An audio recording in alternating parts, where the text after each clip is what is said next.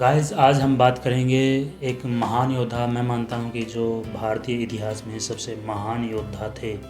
Okay. और इनका नाम बप्पा रावल है। ये इनको काल भोज के नाम से भी जाना जाता है। ओके। जिनके भय से लगभग 400 सालों तक विदेशी आक्रमणकारियों ने भारत आने की हिम्मत नहीं की। तो आइए शुरू करते हैं बप्पा रावल जी के बारे में, उनकी जीवनी के बारे में।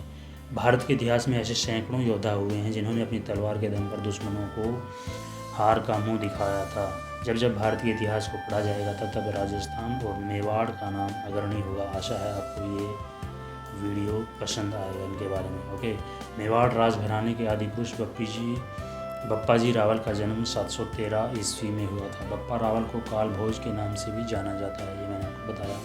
इनके समय चित्तौड़ पर मौर्य शासक मानमोरी का राज था। 734 ईस्वी में बप्पा रावल ने 20 वर्ष की आयु में मानमोरी को पराजित कर चित्तौड़ दुर्ग पर अधिकार किया। वैसे तो गुहिलादित्य गुहिल को गुहिल वंश का संस्थापक कहते हैं, पर गुहिल वंश का वास्तविक संस्थापक बप्पा रावल को माना जाता है।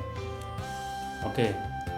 और पंथ प्रवर्तक बप्पा रावल जिन पुण्य नामों के स्मरण मात्र से रक्त में ज्वार आ जाता है, सिर उनकी स्मृति में झुक जाता है, ऐसे अनेक प्रातस्मरणीय नामों से एक नाम है बप्पा रावल।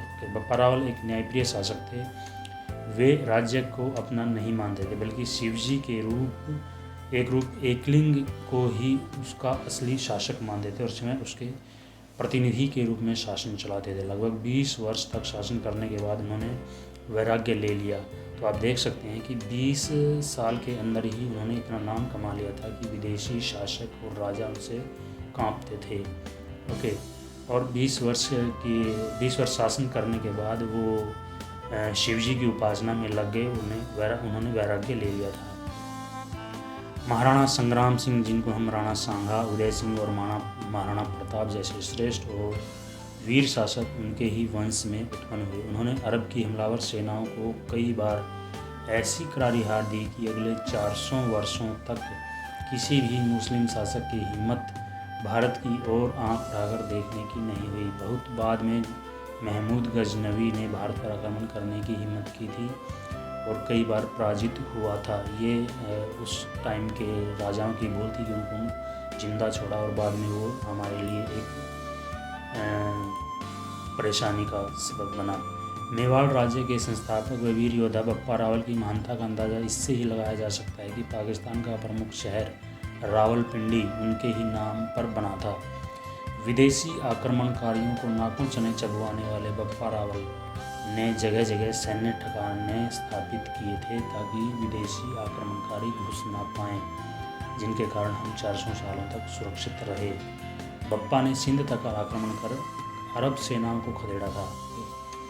तो ये एक बहुत बड़ी बात है कि उस टाइम पे बप्पा रावल का जो साम्राज्य था काफ़ी फैल गया था और सबको उसने हरा दिया था। ओके।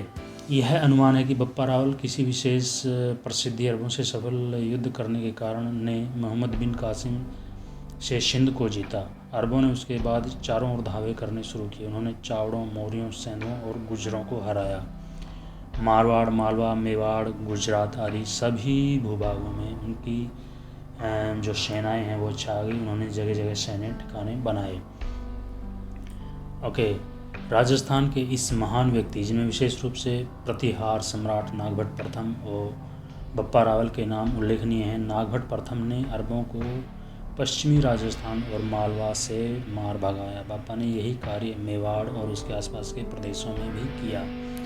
मौर्य शायद इसी अरब आक्रमण से जर्जर हो गए होंगे। ओके। बप्पा ने यह कार्य किया जो मौर्य करने में असमर्थ थे और साथ ही चित्तौड़ पर भी अधिकार कर लिया। बप्पा रावल के मुस्लिम देशों पर विजय की अनेक कथाएं इतिहास में मौजूद हैं। ओके। बप्पा रावल जी ने मुग़ल लुटेरों को इस कदर हराया था कि अगले सैकड़ों सालों तक वो हिम्मत नहीं जुटा पाए कि भारत पर आक्रमण करें। ओके। बप्पा जी रावल के कराची तक जाने और अरब सेनाओं को खदेड़ने का जिक्र बहुत सी जगहों पे हमें मिलता है और ये एक सुनहरा इतिहास है।